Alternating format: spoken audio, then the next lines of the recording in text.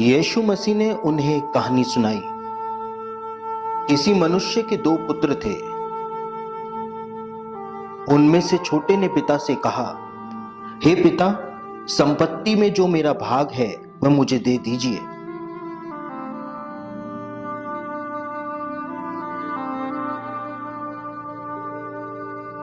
पिता ने उनको संपत्ति बांट दी।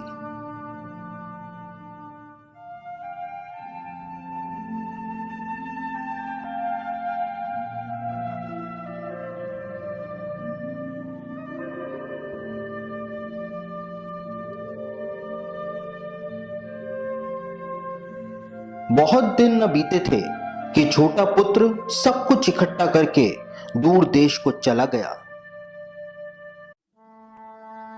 और वहां कुकर्म में अपनी सारी संपत्ति उड़ा दी।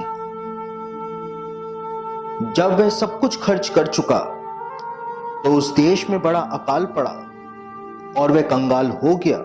इसलिए वह उस देश के निवासियों में से एक के यहां जा पड़ा। उसने उसे अपने खेतों में सूअर चराने के लिए भेजा और वह चाहता था कि उन फलियों से जिन्हें सूअर खाते थे अपना पेट भरे, और कोई उसे कुछ नहीं देता था। जब वह अपने आपे में आया तब कहने लगा, मेरे पिता के कितने ही मजदूरों को भोजन से अधिक रोटी मिलती है और मैं यहां भूखा मर रहा हूं। अब मैं उठकर अपने पिता के पास जाऊंगा और उससे कहूंगा कि पिताजी, मैंने स्वर्ग के विरोध में और तेरी दृष्टि में पाप किया है। अब इस योग्य नहीं रहा कि तेरा पुत्र कहलाऊं। मुझे अपने एक मजदूर के समान रख ले। तब वह उठकर अपने पिता के पास चला।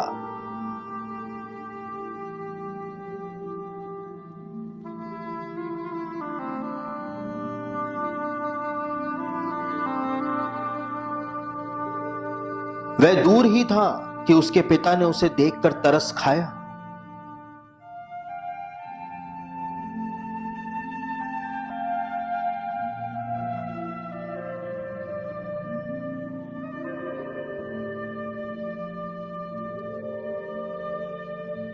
और दौड़कर उसे गले लगाया और बहुत चूमा। पुत्र ने उससे कहा, पिताजी, मैंने स्वर्ग के विरोध में और तेरी दृष्टि में पाप किया है और अब इस योग्य नहीं रहा कि तेरा पुत्र कहलाऊं।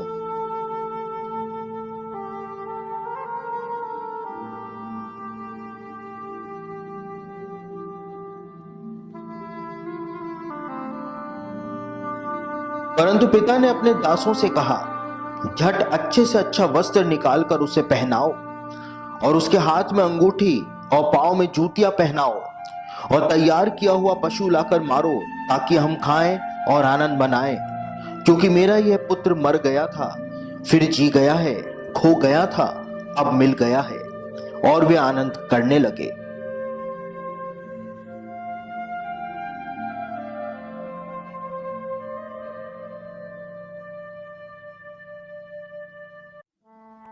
परंतु उसका जेठा पुत्र खेत में था। जब वह आते हुए घर के निकट पहुंचा तो उसने गाने बजाने और नाचने का शब्द सुना। अतः उसने एक दास को बुलाकर पूछा, यह क्या हो रहा है? उसने उससे कहा, तेरा भाई आया है और तेरे पिता ने तैयार किया हुआ पशु कटवाया है, इसलिए कि उसे भला चंगा पाया है। यह सुनकर वह क्रोध से भर गया और भीतर जाना ना चाहा। परंतु उसका पिता बाहर आकर उसे मनाने लगा।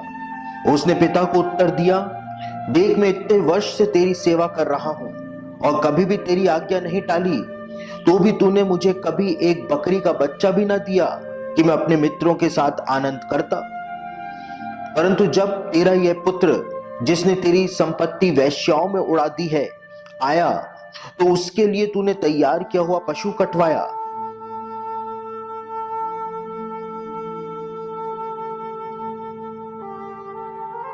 पिता ने उससे कहा, पुत्र, तू सदैव मेरे साथ है और जो कुछ मेरा है वह सब तेरा ही है। परंतु अब आनंद करना और मगन होना चाहिए, क्योंकि यह तेरा भाई मर गया था, फिर जी गया है, खो गया था, अब मिल गया है।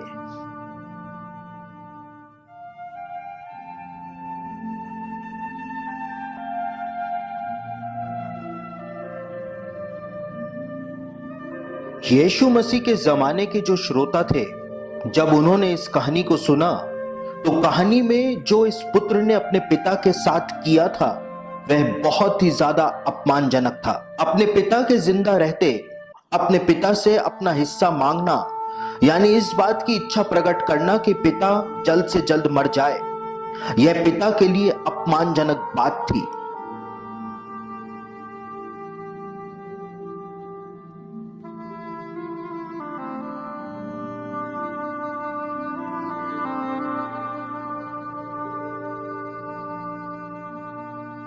इस पुत्र के द्वारा पिता के घर से दूर चला जाना इस बात को दर्शाता है कि उसने पिता की ओर अपनी पीठ फेर ली थी और परदेश में जाकर वेश्याओं की संगति करने लगा था और पिता की मेहनत की कमाई को उसने वेश्याओं में उड़ा दिया था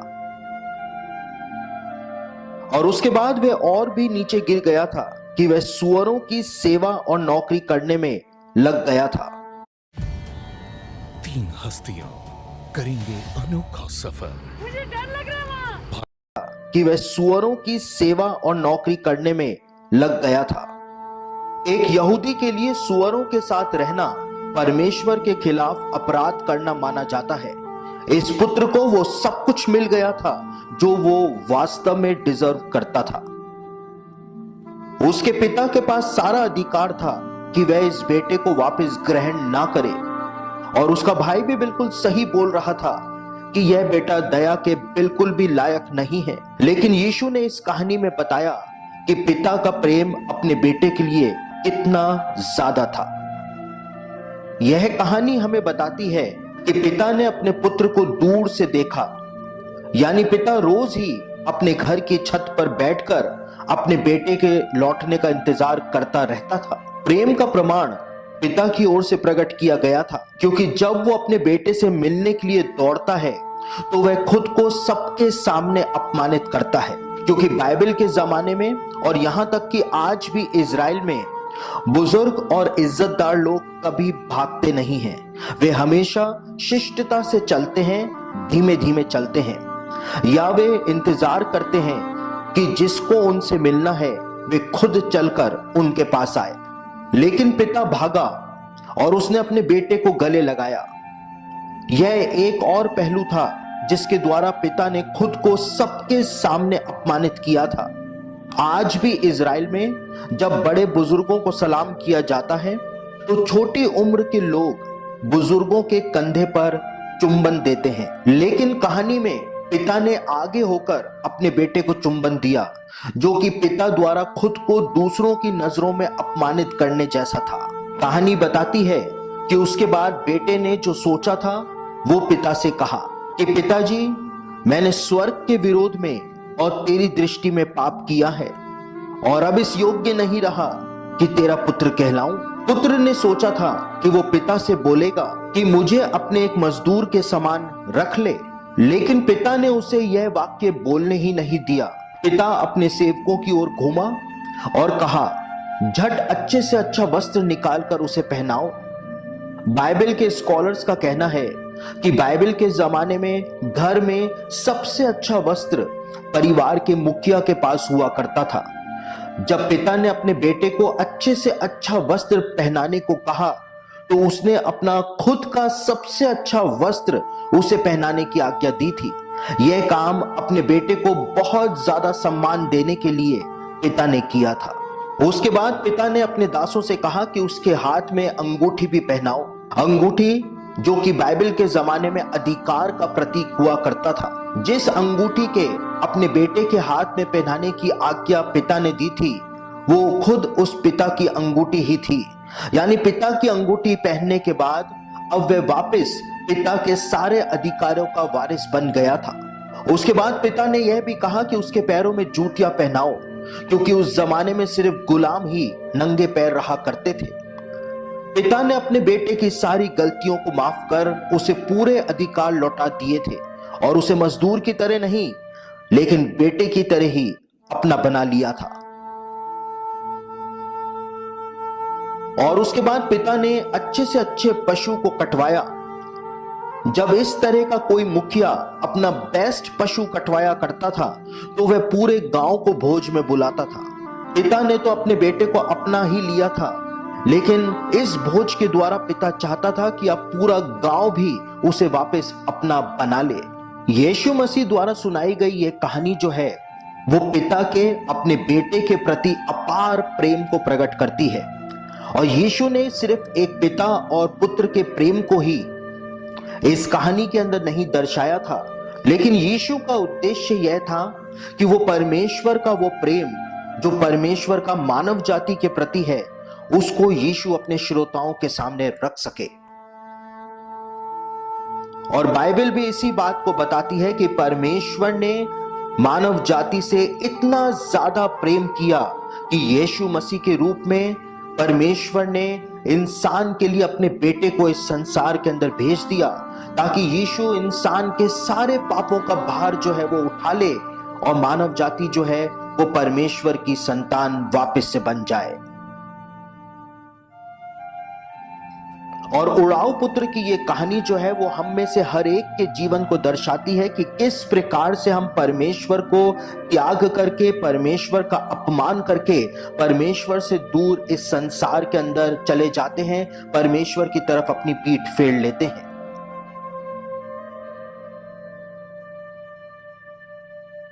लेकिन कहानी में जिस प्रकार से यीशु ने बताया है उसी प्रकार से परमेश्वर साल पर साल हमारा इंतजार करता रहता है कि कब हम वापस लौट करके आएंगे।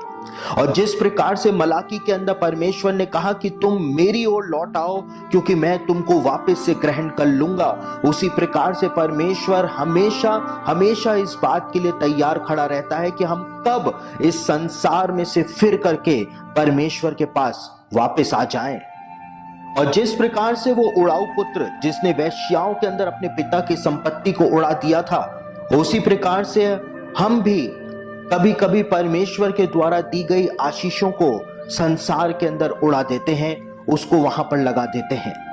और जिस प्रकार से वो उड़ाऊ पुत्र सुअरों की सेवा करने में लग गया था, जो सुअर कहते थे उनको खाने की वो सोच रहा था, उसी प्रकार से इंसान जो है जब अपने पापों के अंदर फंस जाता है, परमेश्वर की तरफ पीठ फेर लेता है, परमेश्वर का अपमान कर देता है, तो वो वास्तव में उसी गर्त के अंदर चला जाता है जिस प्रकार से वो उड़ाऊ पुत्र चला गया था। लेकिन यीशु मसीह के रूप में परमेश्वर ने हमारे लिए एक उपाय कर रखा है। और जिस प्रकार से वो उड़ाऊ पुत्र जब अपने आपे में आया तो वो अपने पिता के प्रेम को जानता था कि पिता जो है उसको वापस ग्रहण कर लेगा। और उसी प्रकार से जब हम अपने आपे के अंदर आते हैं और हम आ करके पिता के सामने, परमेश्वर के सामने जब हम क्षमा मांगते हैं तो जितना हम सोच सकते हैं उससे भी ज्यादा प्रेम जो है वो परमेश्वर प्रकट करके दिखाता है। परमेश्वर एक व्यक्ति को वापस से ग्रहण करता है उसके पश्चाताप को देखने के द्वारा और उसको वापस से सब चीजें रेस्टोर कर देता है। उसके पूरे जीवन को यीशु मसीह के द्वारा बदल करके परमेश्वर रख देता है। इस कहानी का उद्देश्य सिर्फ यीशु द्वारा इस बात को बताने का था कि परमेश्वर कितना ज्यादा प्रेम इंसान से करता है।